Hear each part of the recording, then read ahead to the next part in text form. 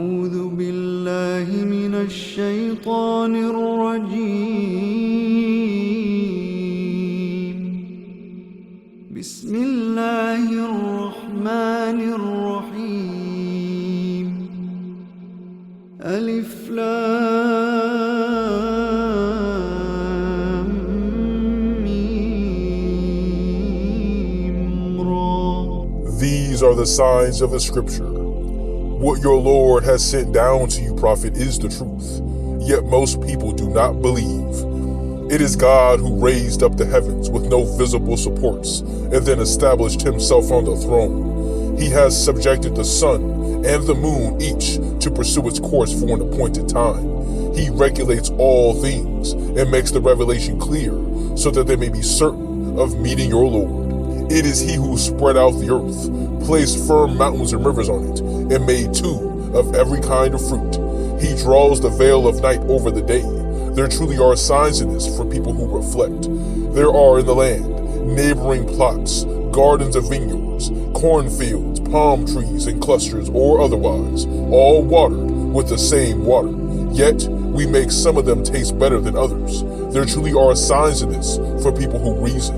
If anything can amaze you, prophet, then you should be surely amazed at their asking, what? When we become dust, shall we be created anew? These are the ones who deny their Lord, who will wear iron collars around their necks and be the inhabitants of the fire there to remain. They ask you to bring on the punishment rather than any promised rewards, though there have been many examples before them. Your Lord is full of forgiveness for people, despite their wrongdoings, but he is truly severe in punishment. The disbelievers say, why has no miracle been sent down to him from his Lord? But you are only there to give warning. Earlier communities each had their guide. God knows what every female bears and how much their wombs shrink or swell. Everything has its measure with him. He knows what is not seen as well as what is seen. He is the great, the most high. It makes no difference whether any of you speak secretly or aloud, whether you are hiding under cover of night or walking about in the day. Each person has guardian angels before him and behind, watching over him by God's command. God does not change the condition of people for the worse unless they change what is within themselves. But if he wills harm on a people, no one can ward it off. Apart from him, they have no protector. It is he who shows you the lightning, inspiring fear and hope. He builds up the clouds heavy with rain. The thunder sounds his praises, as do the angels in awe of him. He sends thunderbolts to strike whoever he wills, yet still they dispute about God. He has mighty plans. The only true prayer is to him. Those they pray to besides him give them no answer, any more than water reaches the mouth of someone who simply stretches out his hands for it. It cannot do so. The prayers of the disbelievers are all in vain. All that are in the heaven and earth submit to God alone, willingly or unwillingly, as do the shadows in the mornings and the evenings. Say, prophet, who is the Lord of the heavens and earth? Say, Allah. Say, why do you take protectors other than him, who can neither benefit nor harm even themselves? Say, are the blind equal to those who can see? Are the depths of darkness equal to the light? Have the partners they assign to Allah created anything like his creation, so that their creation is indistinguishable from his? Say, Allah is the creator of all things. He is the one, the all-compelling. He sends water from the sky that fills riverbeds to overflowing, each according to its measure. The streams carry on its surface a growing layer of froth, like the froth that appears when people melt metals in the fire to make ornaments and tools. In this way, God illustrates truth and falsehood. The froth disappears, but what is of benefit to man stays behind. This is how God makes illustrations. There will be the best of rewards for those who respond to the Lord. Those who do not respond would willingly give away the earth's contents twice over if they had it, in order to ransom themselves. So terrible will be their reckoning. Hell will be their home and their bed wretched. Can someone who knows that the revelation from your Lord is the truth be equal to someone who was blind? Only those with understanding will take it to heart.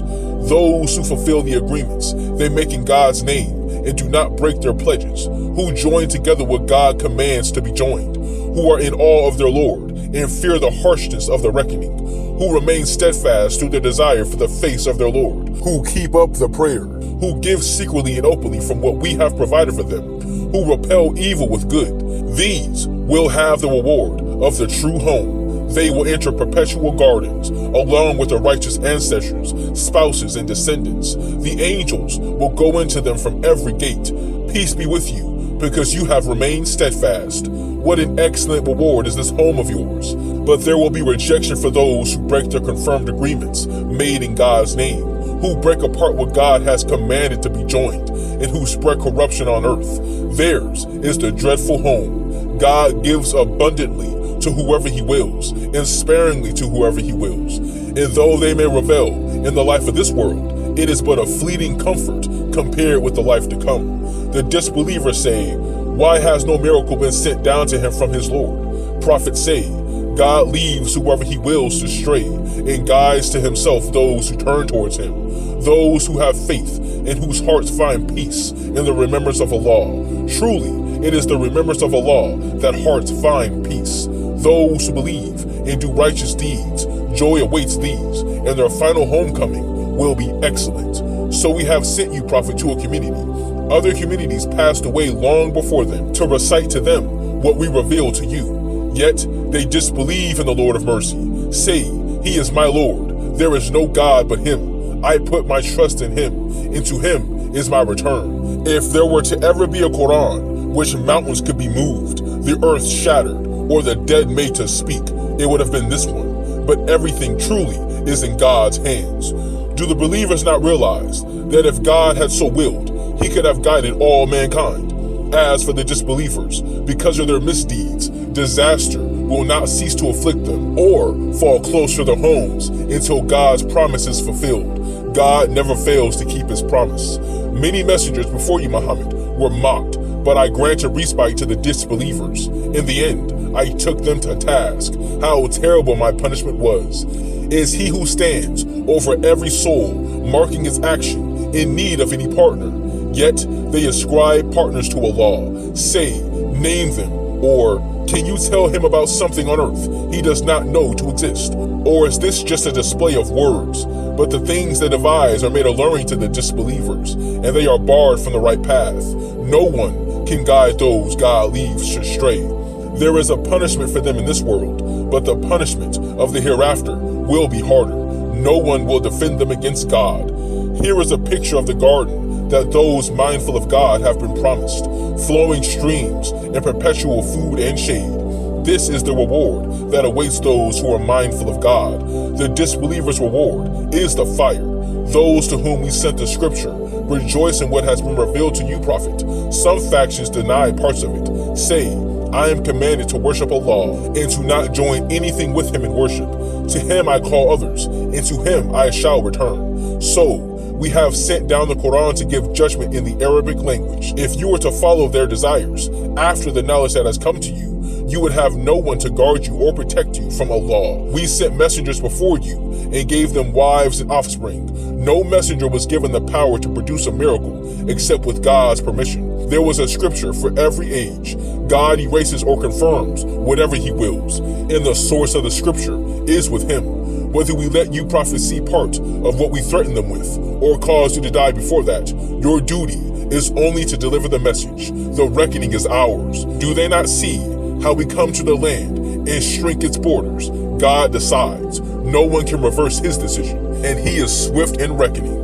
Those before them also schemed, but the overall scheme belongs to God. He knows what each soul does. In the end, the disbelievers will find out who will have the excellent home. They say, you have not been sent. Say, God is sufficient witness between me and you. All knowledge of the scripture comes from him.